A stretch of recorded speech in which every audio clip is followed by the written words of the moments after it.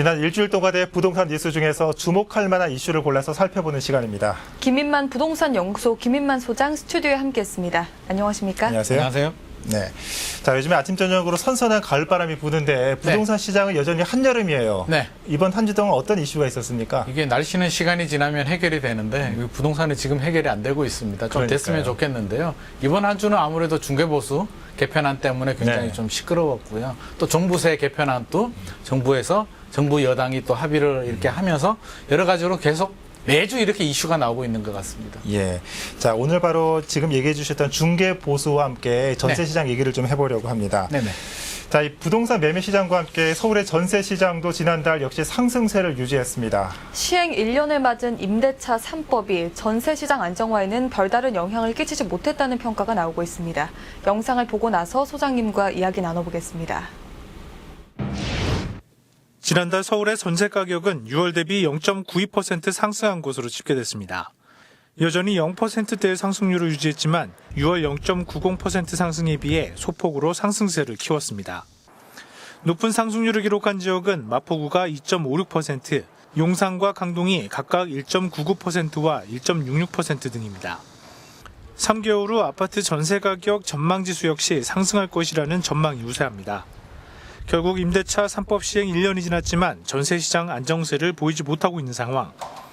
오히려 같은 아파트를 전세 계약하면서 신규 계약자는 현재 시세가 반영돼 높은 가격에 2년 거주 후 계약갱신 청구권을 이용한 세입자는 2년 전 수준의 가격으로 상대적으로 저렴하게 재계약하는 이른바 이중가격 현상이 보편화되고 있습니다. 다시 말해 집주인들이 2년 후 계약갱신 청구권을 감안해 보증금을 다소 높게 책정한다는 것. 임대차 3법의 보완 필요성과 함께 전세시장 안정을 위해서는 결국 매매시장 안정화가 우선돼야 한다는 목소리가 높아지고 있습니다.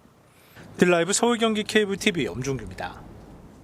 네. 임대차 3법이 시행된 지 1년이 지났는데 전세 시장 여전히 불안정합니다. 이 기사에서도 나왔지만은 계약갱신 청구권 도입 이후에 이중 가격이 보편화되고 있는데 3중 가격까지 등장했다고 들었습니다. 이게 네네. 어떻게 가능할 수 있는 겁니까? 이게 원래 계약갱신 청구가 되게 되면 기존 가격 5% 이내로 상한 제한을 받잖아요. 예. 그러면 계약갱신 청구를 한 아파트 세입자들은 굉장히 낮은 가격, 어떻게 보면 3년, 4년 전에 전세 시세를 유지하고 있는 거고요. 네. 계약갱신이 끝났거나 집주인이 이제 입주하는 물건들, 또 비어있는 물건들 같은 경우는 최근 시세, 올랐는 시세가 적용되는데 갭이 이렇게 벌어집니다. 그렇게 그렇겠죠. 되니까 서로 이제 적당한 수준에서 한 70%, 80% 수준에서 맞추는 거예요. 아, 세입자 입장에서는 5%로 하고 싶은데 매물도 없고 집주인들 또 그런 사정이 있으니까 중간 정도로 하자라고 해서 임대인과 임차인이 서로 협의를 해서 5% 상한 제한 안 하고 네. 중간 정도 가격을 형성하게 되면서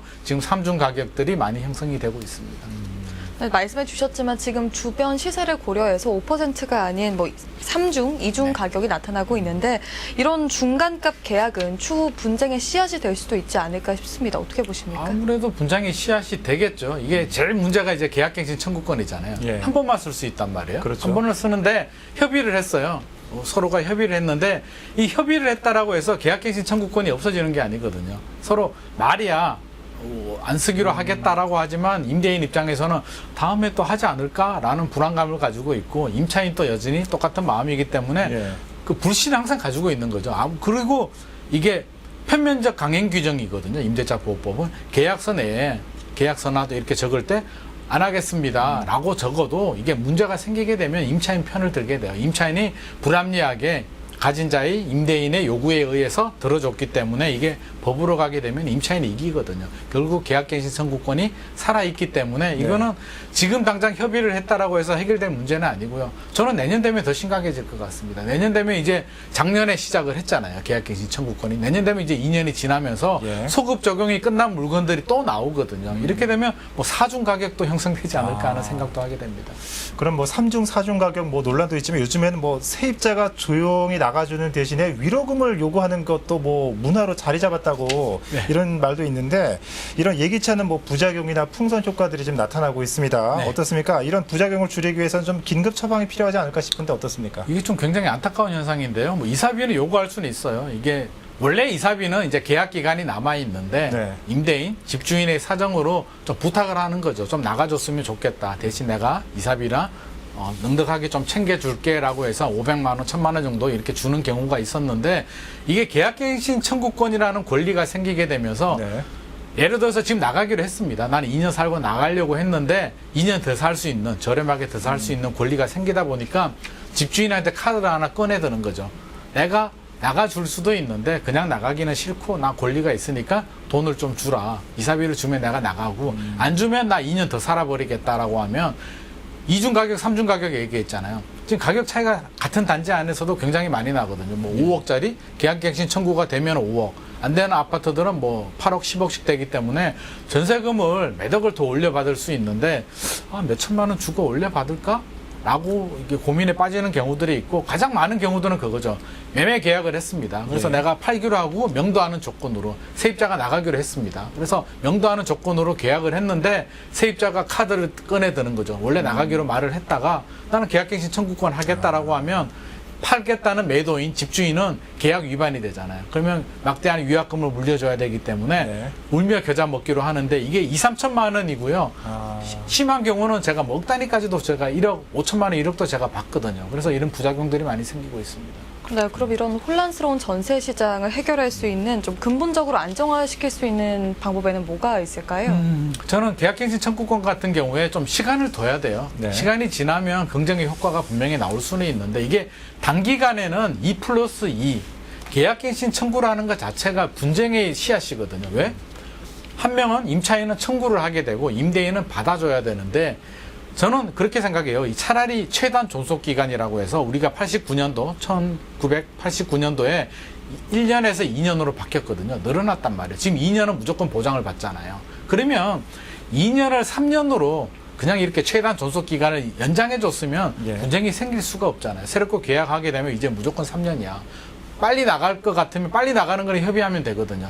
이렇게 해주면 되는데 상가에 적용된, 상가는 좀 다른 시장이에요. 뭐 인테리어비가 들어가고 권리금이 들어가기 때문에 이게 계약갱신 청구권이 10년 동안 되거든요. 10년 동안 계속 사용할 수가 있는데 그걸 주택에 무리하게 적용하다 보니까 이런 부작용이 생기기 때문에 저는 좀 보완이 필요할 것 같아요. 소급 적용도 좀 문제의 소지가 있고요. 2+2도 저는 지금이라도 계약갱신 청구권 하지 말고 차라리 최단 존속 기간을 2년에서 3년으로 좀 늘려주는 것도 필요하고 또 하나는 그런 생각은 들어요.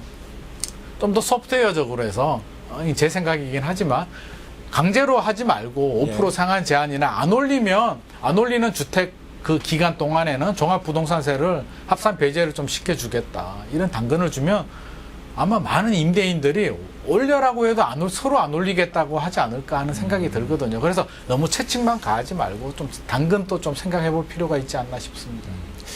보통 이 정치를 두고 뭐 정치는 생물이다 이런 말이 있지 않습니까? 네네. 저는 요즘에는 부동산 시장을 보면은 정말 부동산 시장이 생물이 아닐까 이런 생각이 들 정도로 하루가 다르게 그 모습을 달리하고 있는 것 같습니다. 네. 예. 자, 계속해서 두 번째 이슈를 살펴볼 텐데 요즘 부동산 중개보수 이슈가 좀 뜨겁습니다. 네. 아무래도 좀 집값이 올라가다 보니까 중개 수수료도 좀 높아지니까 좀 이 서민들한테 부담이 되고 있는 게 사실인데 그런데 일반 소비자와 공인 중개사 그리고 정부 생각하는 주체가 다 생각이 다른 것 같아요. 네네. 지금 일단 현재는 어떻게 운영되고 있고 중개 수수료 움직임 어떻게 논의되고 있습니까? 이게 이제 가격에 따라서 이제 요율이 정해지는데 5천만 원 이하는 매매 기준에서 말씀을 드리면 5천만 원 이하는 0.6%, 5천에서 2억 사이는 0.5%, 네. 2억에서 6억 사이는 0.4%. 여기까지가 2014년도고요. 이제 6억이 넘어가면 0.9% 이내 협의였는데 이게 문제가 되다 보니까 2015년도에 바뀌었습니다. 예. 개정이 돼서 6억에서 9억 사이는 0.5%, 9억이 넘어가게 되면 고가주택이니까 0.9% 이내 협의 라고 해서 지금까지 왔는데 네. 최근에 집값이 많이 올랐잖아요. 2017년 대비 한 3배 정도, 서울 기준에서는 3배 정도 오르다 보니까 이제 아우성을 치는 거죠. 중위 가격이 10억, 11억 정도 되다 보니까 서울 기준에서 야, 우리가 무슨 고가주택이냐. 25평 아파트가 10억이 대부분인데 왜 0.9% 협의가 적용이 되냐. 라고 불만의 목소리들이 굉장히 많이 나오고 있고 일하는 양은 똑같잖아요. 3년 전이나 지금이나 일하는 양은 똑같은데 왜 3년 전에 500만 원 내던 걸 지금 1000만 원, 1,500만 원을 내야 되냐는 불만의 목소리들이 나오고 있고 중개사들은 또 그렇게 얘기를 하죠. 우리가 집값을 올렸냐. 사실 집값이 안 올랐으면 이런 분쟁도 없을 텐데 집값이 많이 올라서 문제고 사실은 집값은 올랐는데 최근에 거래량은 또 많이 떨어졌거든요. 거래량은 오히려 2017년 2018년도가 거래량은 훨씬 더 많았어요. 그래서 중개사분들은 우리는 높은 요율보다 차라리 거래가 많이 되는 게 훨씬 더 유리하다. 수많은 중개사들이 경쟁을 하고 있는데 양타, 우리 양타라고 하거든요. 양쪽에 매도인, 매수인 모두 수수료를 받으면 네. 돈을 굉장히 많이 버는 것 같지만 실상은 공동중개가 대부분이고요. 세 군데, 네 군데 꼈는데도 굉장히 많아요. 그리고 0.9% 못 받는다. 0.4%, 0.5% 협의니까 0.9% 받는 경우도 없어서 실상은 아는 것보다 절반이나 4분의 1 가격밖에 못 받기 때문에 우리는 굉장히 억울하다. 또 집을 보여주잖아요. 20번을 보여줘도 도장을 못 찍으면 돈이 한 푼도 안 나오기 때문에 우리는 그런 노력의 대가라는 반대의 목소리들도 내고 있습니다. 네, 또 며칠 전에는 부동산 중개 보수료 개편 토론회도 있었는데요. 네. 여기서는 어떤 이야기들이 논의됐습니까? 이게 안이 세 가지가 나왔어요. 저는 이게 참 이게 반대하는데 그러니까요. 충분히 논의를 하고 하나를 그냥 발표를 해주면 좋겠는데 1안, 2안, 3안을 이제 던져줬습니다. 1안 같은 경우는 이제 우리 국민들이 좀 유리한 안이에요. 왜냐하면 개편안을 보면 12억까지, 예. 12억 이하는 0.4%로 해주고요. 12억 넘어가게 되면 이제 0.7% 협의로 하겠다라고 하니까 우리 국민들 입장에서는 12억까지는 0.4%니까 지금은 6억에서 9억 사이는 0.5%, 뭐 9억 넘어가게 되면 0.9% 협의니까 훨씬 더 유리한 거잖아요. 그래서 국민들은 1안을 좋다라고 하고 있고 아니, 실질적으로 좀 거래가 많이 되는 아파트 가격대는 어느 정도입니까? 서울에서는 요즘 같은 경우는 다 9억이 넘죠. 대부분 9억이 넘기 때문에 0.9% 협의가 많이 걸리기 때문에 부담스럽다는 입장이고요. 지방에 계시는 분들은 반대 목소리를 내고 있어요. 야, 우리는 9억 넘는 집이 많지 않은데 이 개편안이 무슨 소용이 있냐. 그 밑에 구간들 또 조정해줘야 되는 거 아니냐. 이런 목소리들을 내고 있고 3안 같은 경우는 중개사한테 조금 더 유리해요. 예. 6억 이하는 0.4%, 6억에서 12억 사이는 0.5%, 나머지 구간은 0.7% 협의인데 그래서 2안이 가장 유력합니다. 2안은 요거를 절충안을 해가지고요. 6억까지는 똑같아요. 예. 2억에서 6억 사이는 0.4%인데 9억에서 12억 사이는 뭐 0.5%, 네.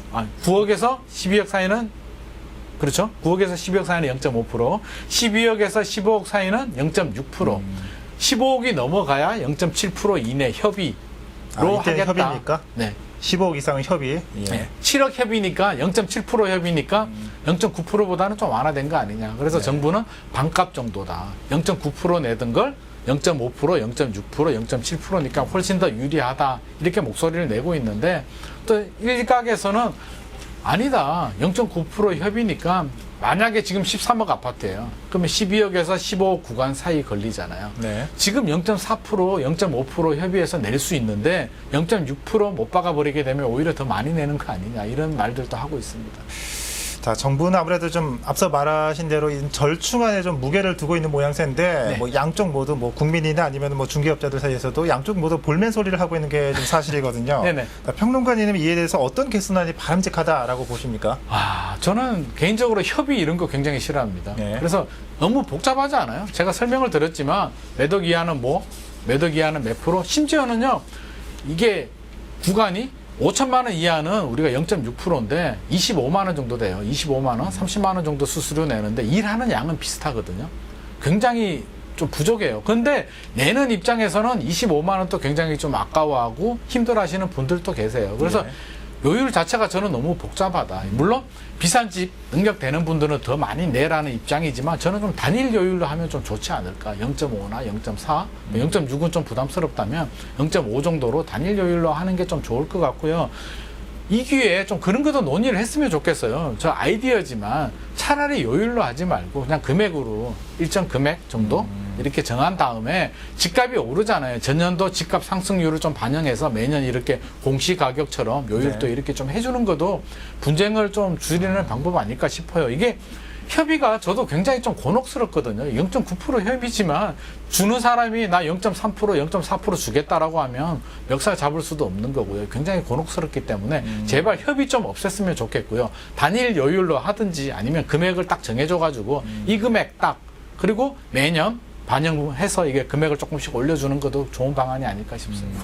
중개 수수료로 인한 뭐 분쟁도 많이 발생하니까 말씀하신 대로 뭐 단일 요율이나 아니면은 뭐 일정 금액으로 하자 이런 아이디어도 굉장히 좀 곤혹스럽거든요. 이 돈 얘기하는 게 계약자분들도 곤혹스럽고요. 중개사분들도 굉장히 좀 껄끄러워요. 이게 돈 얘기한다는 게. 그래서 좀 그렇게 좀 정확하게 기준을 표준화를 좀 해줬으면 좋을 것 같습니다. 그런 어려움이 있는 줄은 몰랐습니다.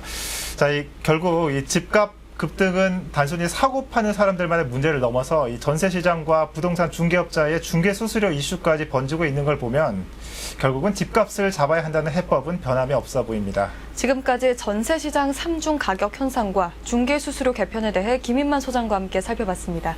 소장님, 오늘 말씀 잘 들었습니다. 고맙습니다.